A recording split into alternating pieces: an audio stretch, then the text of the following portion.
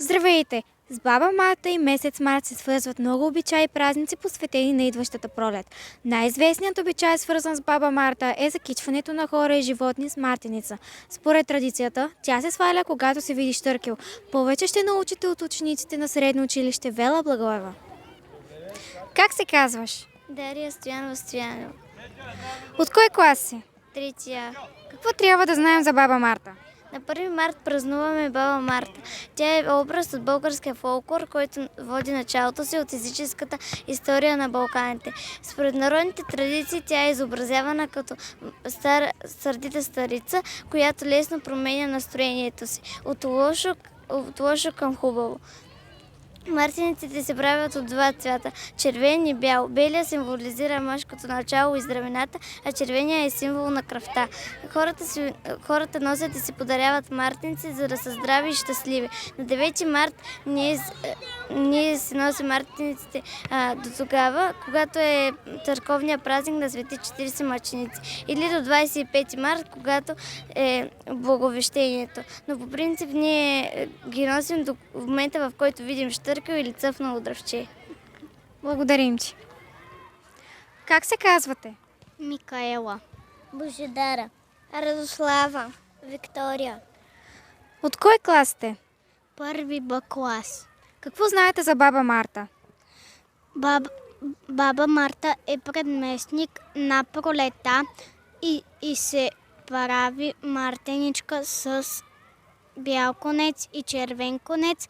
Като видим щъркел, слагаме на дръвчето мартеничката. На 1 март се слагат мартенички с бял и червен конец. Ако някой каже лоша дума на баба Марта, тя се обижда и прави времето или дъждовно или гръмотевично.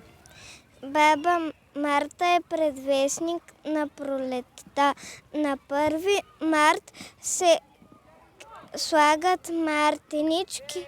Когато видим щъркел, закачаме мартеничката на дърво, които имат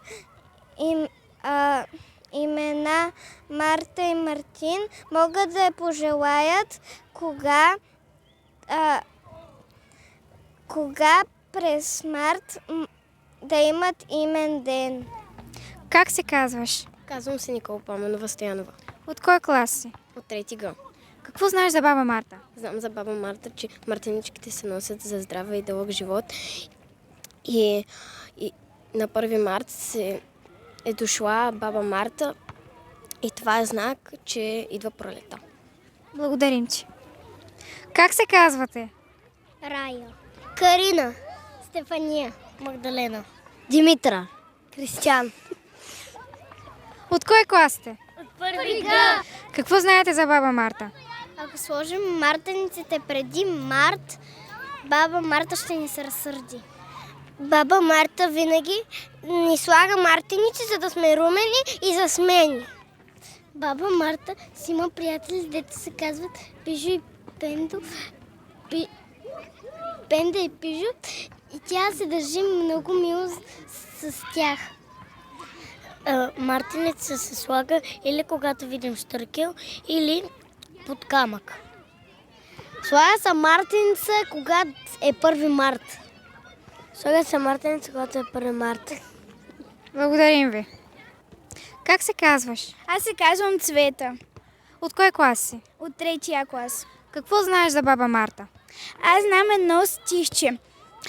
Подаръци от баба Марта. Взела 2 игли от тежко. Прежда от върбите взела, баба Марта тази заран, мартенички е изплела. Ето ти една за здраве, ето ти една за сила, баба Марта на децата пролет днес е подарила. Честита баба Марта! Бъдете здрави! Весели и щастливи!